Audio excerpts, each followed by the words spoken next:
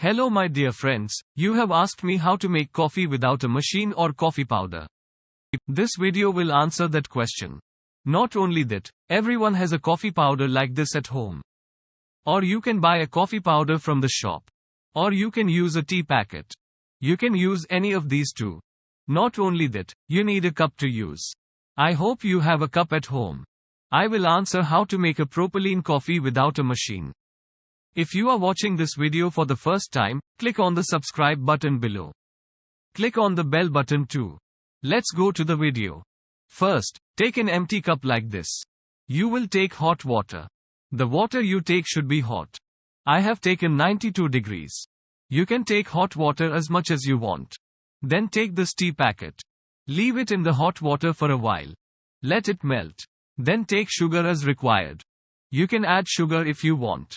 There is no need to add sugar if you don't want. I take 4 packets of sugar. Then we have to take milk. The milk should be hot. I have taken milk at 92 degrees. You can take hot milk as you like. You can buy this machine from the shop. This is a mixer machine. You have to mix it with milk and make foam.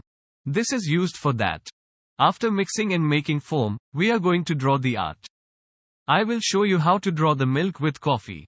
See you in the next video.